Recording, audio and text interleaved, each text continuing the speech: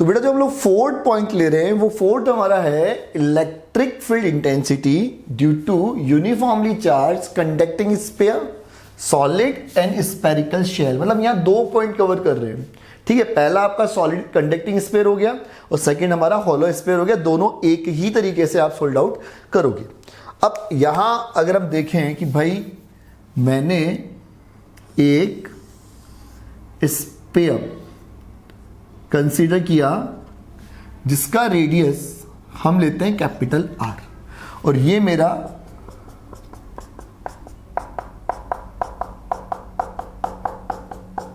Uniformly charge है। भाई basic function क्या याद किया था आप लोगों ने कि भाई अगर कंडक्टिंग कंसेप्ट है, कंडक्टिंग अगर आपके पास कोई भी ऑब्जेक्ट है तो चार्ज का डिस्ट्रीब्यूशन आप लोग कहां करोगे? चार्ज का डिस्ट्रीब्यूशन आपके ओनली सरफेस पर होगा। इनसाइड जो टोटल चार्ज अमाउंट होगा उसका रिजल्टेंट कितना आएगा? 0 आएगा, ठीक है। मेन इनसाइड जो इलेक्ट्रिक फील्ड होगा किसी भी कंडक्टर के लिए कितना होने वाला है? 0 होने वाला है। तो बेसिकली हमने जो यहां पॉइंट लिया, अब खुद देखो कि अगर हमारे पास इस तरीके का कोई ऑब्जेक्ट आ जाए जिसमें हमारे अलग अलग पॉइंट्स सामने आए, फॉर एग्जांपल इसकी बात करूं तो यहां इलेक्ट्रिक फील्ड का वैल्यू जो होगा वो आउटर साइड निकालना होगा, सरफेस में निकालेंगे। इनसाइड हम डिस्कस कर चुके, कितना होने वाला है? 0 होने वाला है। तो फर्स्ट अगर हम देखें, फर्स्ट अगर मैं पॉइंट लूं और मैं कह दूं कि भाई R is greater than R, मतलब ये आपका कहां है? आउट की बात कर रहे हैं। फॉर एग्जांपल अगर हमने यहां R लिया है तो ये पॉइंट अगर मैं लूं कि भाई ये पॉइंट P है और इस पे इसका जो डिस्टेंस है वो कितना है? स्मॉल r है। तो आपको यहां P पर एक गाउसियन सरफेस कंसीडर करना होगा और यहां आप जब गाउसियन सरफेस लोगे कैसा आएगा? वो स्फेरिकल गाउसियन सरफेस यहां आपको लेना होगा। तो वही तरीका कि इस सरफेस पर हमने यहां, ठीक है, एरियल कंपोनेंट लिया जो कितना है? ds vector, this is your ds vector. और कंडक्टर है जो इलेक्ट्रिक फील्ड होगा वो क्या होगा? आपके सरफेस के परपेंडिकुलर। समझ में आया? E vector. अब वही अपना एप्लीकेशन ऑफ गाउस लॉ आप अप्लाई करोगे तो कितना आएगा अकॉर्डिंग टू गाउस थ्योरम कि भाई E vector dot ds vector equals to q upon epsilon naught. Yes और नो?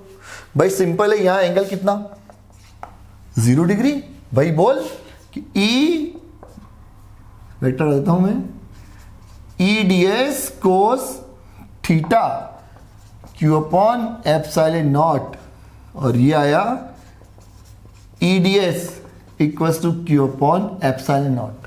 तो यहां ई आया integration ds q upon epsilon naught. Obviously अगर आपने इस पर्टिकुलर एरिया को कंसीडर किया एज ए ds तो इसका जो कंप्लीट आप इंटीग्रेशन करोगे तो आपको इस गाउसियन जो आपके पास स्फेरिकल गाउसियन सरफेस है उसका एरिया यहां रखना होगा।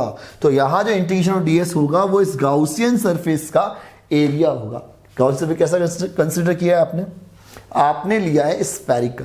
तो बेटा यहां इस स्मॉल r रेडियस के स्फीयर का एरिया कितना है? 4 पाई r स्क्वायर जो कितना हो गया? q अपॉन एप्सिलॉन नॉट और e कितना हो जाएगा?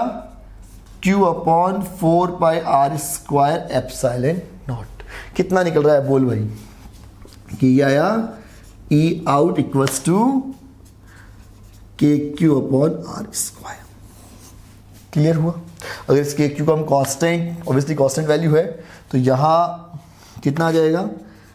e out proportional 1 upon r square. Clear हुआ? अगर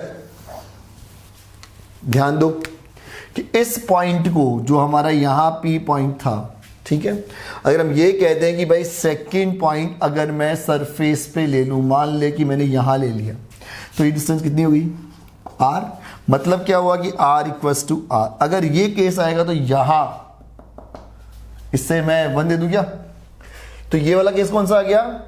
electric field intensity at the surface of your spherical shell या स्फेरिकल सॉलिड स्फीयर। कितना करेगा? बोल भाई E on surface equals to K Q upon capital R square.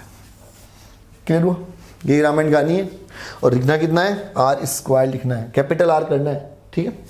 Third point कि भाई are less than अगर आर करेगा तो कि अगर तो इनसाइड कोई पॉइंट ले लेगा तो वहां तो मुझे पता है कि ई एन कितना हो रहा है, 0, तो ऑब्वियसली ए एन बराबर 0 रीजन, क्योंकि यहां जो क्यू का अमाउंट होगा वो कितना होगा, 0 होगा। फ्री चार्ज यहां प्रेजेंट नहीं होगा, कितना आएगा, 0, तो एन कितना हो गया, 0। अब बात करते हैं हम यहां वेरिएशन ग्राफ की। किसकी बात करते हैं, वेरिएशन ग्राफ की। भाई बोल, ये ले, ये तेरे पास आ गया डिस्टेंस,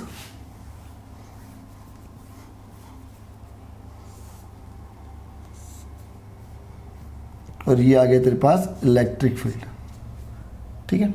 तो फर्स्ट ऑफ अगर मैं दे दूंगा ये डिस्टेंस कैपिटल आर है, मतलब स्फीयर के अंदर वाला पोर्शन है, तो ऑब्वियसली इनसाइड कितना था भाई, ये मेरे पास एन बराबर कितना है, 0। और अगर सरफेस की मैं बात करूं तो ये मेरे पास जो सरफेस वाला पोर्शन आया, ध्यान दे ले कि ये जो मेरे पास पॉइंट आया वो कितना आ रहा है, के क्यू अपॉन आर स्क्वायर, जो कितना है मेरे पास, ई मैक्स। दोबारा देता हूँ कि ये मेरे पास है E max equals to K Q upon R square. ठीक है। तो अगर आप लोग यहाँ से आगे बढ़ोगे तो ये ग्राफ आपका यूं जाएगा, that mean E out proportional to 1 upon R square. ये तुम्हारे पास आया यहाँ पे इसका वेरिएशन ग्राफ। ठीक है। तो हमने हमारे 4th पॉइंट कवर किया, लेकिन 4th नहीं 2 पॉइंट कवर है, 4th एंड 5th।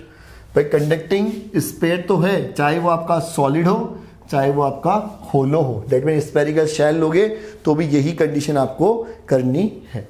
ठीक है बेटा। तो ये आपके पास आ गया 4th पॉइंट।